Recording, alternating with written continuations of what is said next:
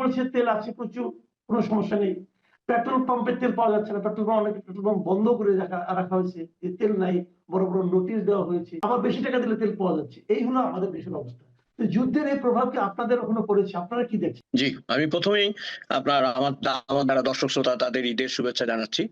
এবং সিডনি থেকে খুব ভাবে ঈদ হয়ে এখানে ৩ দিন পর পর খাওয়া দাওয়া করেছি, সেজন্য হয়তো একটু মোটা সোটাও মনে হবে। তো যেটা হোক, আমি প্রথমে একটু সিরিয়াসলি বলি, তেলের সংকট কিন্তু অস্ট্রেলিয়ায় হচ্ছে। গতকালকে আমি নিউজে দেখেছি বেশ কিছু পাম্পে আউট অফ অর্ডার বা আউট অফ স্টক লিখে দেওয়া হয়েছে, অর্থাৎ তেল নেই। এবং ধরেন আমাদের এখানে তো $1 বা $2 করে দাম হয়।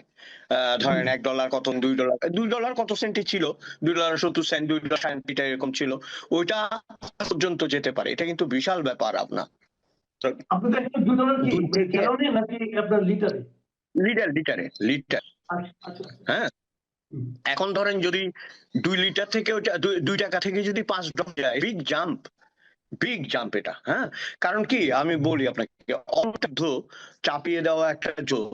এবং গতবার বোধহয় আমি বলেছিলাম যে আলেকজান্ডার নিজেই যুদ্ধ করে পার্সিয়ানদের বিরুদ্ধে, পারস্যদের যে ইতিহাস, অপরাজেয় থাকার যে ইতিহাস এবং মাথা না নোয়ানোর যে ইতিহাস, আপনি কিন্তু এই যে 30 কোটি বাঙালি, এই 7 কোটি বাঙালিকে কেন পারেনি? এতগুলো মানুষের মাথা তো নোয়ানো যাবে না, না? মোনায়েম খানদের মতো 50,000-এর মাথা নোয়ানো যাবে, কোটি কোটি মানুষের মাথা তো নোয়ানো যাবে না। তো সেই দিক থেকে তো যুদ্ধটা আসলে অসমাপ্ত থাকবে, দীর্ঘমেয়াদী হবে, যেটা এখন ইউক্রেনে হচ্ছে। এইটার কারণে ধরেন আমাদের তেলের সংকট হয়েছে। কারণ তেল তো হরমুজ এক হচ্ছে বন্ধ করে দেওয়া হচ্ছে অথবা করে রাখা হয়েছে, আরেকটা হচ্ছে ইরান হচ্ছে তেলটা পর্যাপ্ত মজুদের দেশ। হ্যাঁ, সুতরাং আমাদেরকে মনে রাখতে হবে আপনার এই সংকটটা আমাদের দেশে ছায়া ফেলে। এবং আপনি যেটা বললেন, ইন্টারেস্ট একটু হালকা কথায় আসি। আপনি যে বললেন মন্ত্রী বলেছেন তেলের অভাব নাই, দেখতে হবে মন্ত্রী সিনিয়র কেউ ছিল কিনা। ওইটা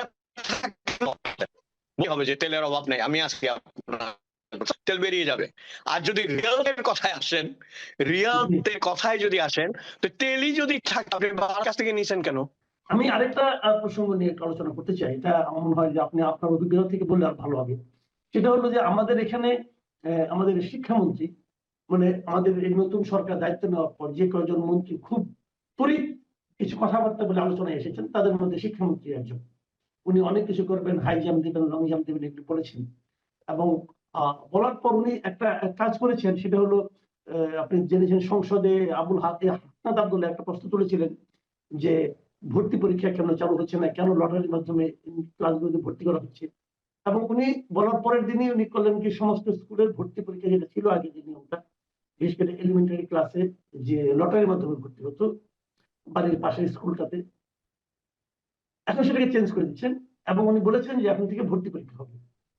এই যে নিচের ক্লাসগুলিতে ভর্তি পরীক্ষা নেওয়া, অনেকে বলছেন এটা নিলে পর কোচিং ব্যবসা আরো রমরমা হয়ে যাবে, নানা ধরনের আলোচনা হচ্ছে। আমি আপনার অভিজ্ঞতা থেকে জানতে চাচ্ছি, আপনি তো নিজে আপনার সন্তানকে ওখানে পড়াশোনা করিয়েছেন, আসলে আপনার কি মনে হয় যে এটা আসলে কোনটা হওয়া উচিত? দেখুন, আমাদের এখানে এটা খুবই আশ্চর্যজনক হবে। আসলে প্রাইমারি লেভেল আর একটু উপরের লেভেল পর্যন্ত ঠিক ভাবে বাঁধা কোনো পড়াশোনা করানো হয় না।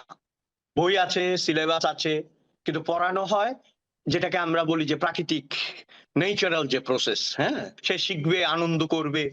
চাপ দেওয়াটা তো এখানে প্রশ্নই ওঠে না। চাপ মানে কি, আমি একদিন আপনাকে একটা ছোট্ট ঘটনা বলি আমার ছেলের। ওদের একটা টিচার ছিল ম্যাক মাইকেল নামে, হাফ প্যান্ট পরতেন, হাফ প্যান্ট। উনি বোধহয় গিয়ে দেখি কি সবাই ম্যাক মাইকেল করে ডাকা শুরু করছে, চারদিকে ঘিরে তাণ্ডব করতেছে, আর ওই বেচারা অসহায়ের মতো একবার এর মাথায় হাত দেয়, একবার একে ধরে, বুঝছেন? কারণ কি, সে কিছু করতে পারবে না। এই যে ধরেন, আমি যেটা বলতে চাচ্ছি, অভদ্রতা করছে না, কিন্তু আন্তরিকভাবে মেশার চেষ্টা, যেটা এবং আন্তরিকভাবে মেলামেশা করার যে প্রবণতা, সেটা তো আমাদের দেশে নেই।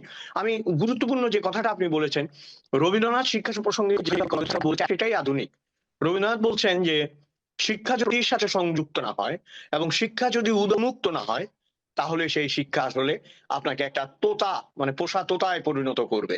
গজগজে বিদ্যাকে বলি আমরা, কাগজ মুখস্থ করে।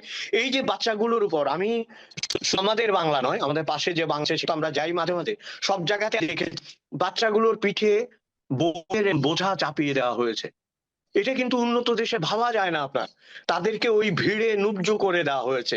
এই যে মেরুদণ্ড, এটা সারা জীবন তাকে বহন করতে হয়। It is very significant. Primary স্কুলেই তার মেরুদণ্ডটা বাঁকিয়ে দেওয়া হয়েছে বই খাতা দিয়ে। কে কত নাম্বার পাচ্ছে, কত নাম্বারের ভিত্তিতে তাকে মানে বলে উৎকৃষ্ট বলা হবে, এটার একটা অসম প্রতিযোগিতা চলছে। অথচ আপনি দেখেন যে পিঠে বহু আপনার টেকনিশিয়ান আছেন যারা আমাদের এক্স রে করে, এটা করে, ওইটা করে, তারা তার চেয়ে কিন্তু বিখ্যাত। আবার অনেক ডাক্তারের চেয়ে অনেক নোবেলিস্ট বিখ্যাত। অর্থাৎ সুভাষ বোসের একটা কবিতায় আমি বলার লোভ সম্বরণ করতে পারছি না। উনি আপনারা জানেন যে মুখোপাধ্যায়কে বলা হয় মুখুজ্জে। উনি নিজেকে নিজে বললেন যে বুঝলে মুখুজ্জে, জীবনে কিছুই কিছু নয় যদি কৃতজ্ঞ করলে। If you are successful, you are someone. If you are not successful, your degree is nothing. আমাদের দেশে ওই যে কাগজে ডিগ্রি, আমি না এই বাচ্চাগুলোর জন্য আমি একটা কথা বলি আপনাকে, যে শিক্ষা, আমি জানি না সবই আপনি যেটা বলেছেন একটু করে চোখে পড়ছে। এই যে ভর্তি পরীক্ষার বিষয়টা, সেটা কমপ্লিটলি আপনার ওটাকে বন্ধ করে দিয়ে এই বাচ্চাগুলোকে একটা নির্দিষ্ট শ্রেণী পর্যন্ত মনের আনন্দে পড়ালেখা করতে দিয়ে তারপর নিয়মের মধ্যে আনা হয়। আমাদের জনবহুল দেশ, নিয়ম থাকতেই হবে। হ্যাঁ, সেখানে তো আর সবাইকে ওইভাবে সুযোগ দেওয়া যাবে না, কিন্তু একটা নির্দিষ্ট পর্যায় পর্যন্ত তাদেরকে আনন্দে রাখতে হবে। এটা যদি না হয়, আমার মনে হয় না যে শিক্ষার আনন্দ তারা লাগবে। এবং আপনি দেখতে পাচ্ছেন এই সমস্ত শিক্ষার কারণেই আজকে এইসব ছেলেপেলেরা পাকিস্তান দিবস পালন করছে বাংলাদেশে, এবং সূর্য সেন প্রীতিলতাকে বলছে সন্ত্রাসী, এবং বলছে যে তাদেরকে সেলিব্রেট করা হয়, মুসলিমদের সেলিব্রেট করা হয় না। তো আমি তো বলছি যে আমি চেয়ে সেলিব্রেট করি বেগম রোকেয়া, জাহানারা ইমাম, সুফিয়া কামালকে। আপনি করবেন? তুমি করবা ভাই, তুমি তো করবা, তো তুমি অত্যন্ত অশ্লীল শব্দ ব্যবহার করবা। বেগম রোকেয়ার বিরুদ্ধে অশ্লীল শব্দ ব্যবহার করা হয়েছে, ওইটা দেখলে উনারা এমনি মারা যেতে হতো না, উনি এমনি সুইচ করে মারা যেতেন। এই যে শিক্ষার কুফল আপনার, এই যে প্রাতিষ্ঠানিক শিক্ষার যে কুফল, অন্ধকার, আপনি দেখেন গত গত এপিসোডের পর একজন লিখেছে যে আমি বিএনপির কোনো গুণ দেখি না বলে আওয়ামী লীগের সমালোচনা করি, এরকম একটা মন্তব্য করেছে। এখন প্রশ্ন হচ্ছে আমি কাঁঠাল গাছ নিয়ে যেটা বলবো, কি গাছ নিয়ে একই কথা বলবো? বলবো না তো, তাই না?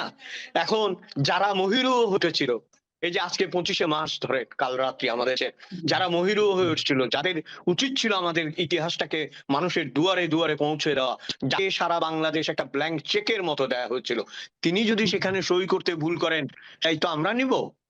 ভাই, আমাদের পরিবারও বছর আমরা এত কথা বলি, আমাদের অনেক আত্মীয় স্বজনও ভয় পায় যে আমরা, আপনি বা আমাদের মতো লোকরা এত কথা বলে, তো আমরা বলি আপনাদের জন্য ভালোবাসার দেশের তাগিদে সমালোচনা 100 বার করেন, কিন্তু আগে দেখেন যে নিজেদের যদি কাছার কাপড় খুলে যায়, আরেকজনের দিকে অঙ্গুলি নিতে মানে আছে।